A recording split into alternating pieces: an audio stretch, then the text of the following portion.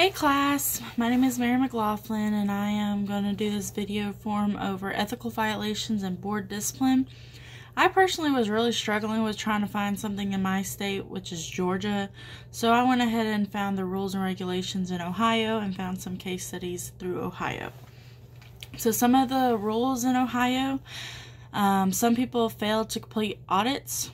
Some people failed to meet education requirements, which I really don't understand why you're applying to be a counselor if you can't meet any of those criteria. But anyways, some counselors sent in false statements, failed to comply or refuse or go with the revised code, been denied, revoked, or suspended and still tried to practice, using controlled substance while counseling, been convicted of a felony or misdemeanor and pled guilty or no contest, committed a crime in Ohio, distributed drugs in counseling setting, failure to submit documents to boards or failed to send relevant information, or having sexual relations with coworkers or clients.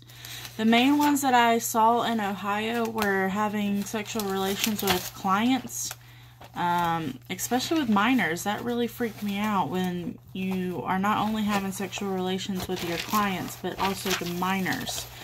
And they really don't have anywhere to breach on their behalf, and you're supposed to be helping them, not hurting them even more of wanting to come see a counselor. Some different case studies that I have found was Clarence Allen, State of Ohio Counselor Board.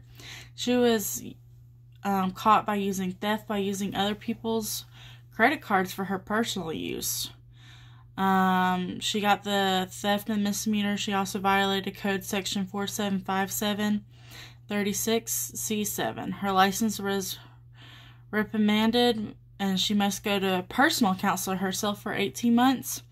For 2 hours a session, she must pay for all expenses that she had used for the credit card and for her to see her own private counselor, and must follow the consent agreement and send it to the board. It was established in 2017. Another case that I had found with Ohio is Amber H. Harris. She failed to make a request for a hearing and was sentenced to the Counselor Standards Committee. She was a convicted felon with a code section 575736C5. Provides counselors to take disciplinary action. She was convicted of 2 counts of unlawful sexual contact with a minor, 3rd-degree felon to a count of sexual battery, and a 3rd-degree felon of assault. Her license was revoked to the Family Therapist Board. Some of the many counselors in reviewing her licensure also failed to prove the hours to the board and could not be renewed. So she tried proving that she went through all this different stuff and they still denied her request to have a counseling thing. And another last case study that I saw was Mary Mager. She had a romantic relationship with an ex-client within 2 years of termination of treatment, reported to the board after ending relationship, violated code 475736 and administrative code 4757-5-01D3. 2 years of supervision she was supposed to do with face-to-face supervision, 1 hour per week every 2 years. She had to send in that she was completely done with her relationship and hours had to be all documented. And she must get approved for the amend consent agreement. These things really kind of freaked me out about, well, I mean, the relationship with the client is understandable because sometimes whenever you're working, you know, your feelings just kind of happen, but still you have to, that's the reason why you signed up for the counseling in the first place, is you have to make sure that your emotions are all aside. That's what we've been learning this whole entire course. And it's stated multiple times in the ACA Code of Ethics. And the one that really scared me was with the minor. I'm not really a big fan of that whole thing at all.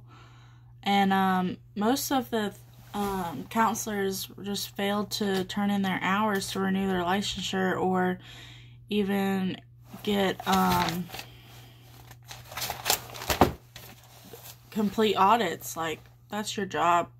So regardless, I believe that we need to really pay attention to these codes and these violations, so that way we can prevent from doing that in the future, and that way it doesn't cause us any harm or cause our clients any harm. Anyways, thanks for letting me share. Have a great night.